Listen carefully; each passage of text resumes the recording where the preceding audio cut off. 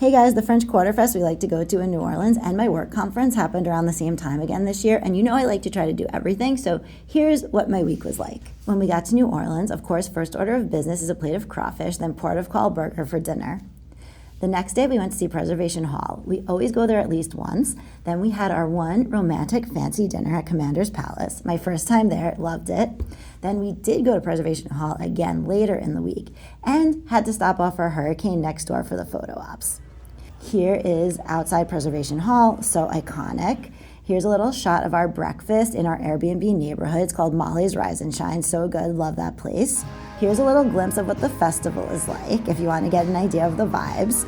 This is at one of the side stages at the House of Blues. Then I did a little French Quarter 5K for health. Then, of course, had to make up for the run with a crawfish pie later in the day.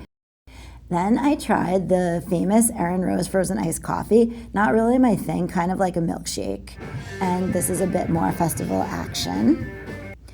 Then we had to say goodbye to our Airbnb. I love this house. I can give you the details if you want. It's a really great place to stay. And I was thinking, oh my God, how am I going to go to Las Vegas, another party town the same week? But then when I landed, I started to get a little excited because I love Vegas. This was my room. Beautiful view of the Fedora. I love that hotel. This is me trying to do some work from the pool shortly before it was closed for high wind.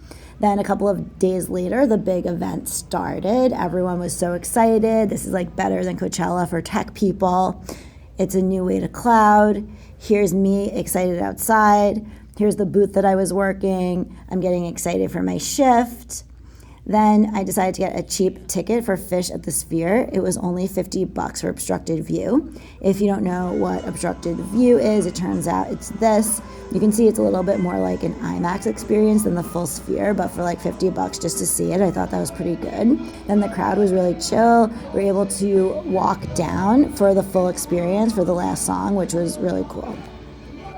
Then I headed back to the hotel, and any normal person would just go to bed at that point. No functioning adult that needs to get back in another cab to the downtown Las Vegas to do the zip line, but here we are. I was screaming so loud, I completely lost my voice. This is me the next morning rehydrating with a Trenta, and then I was ready for the booth again for the last day.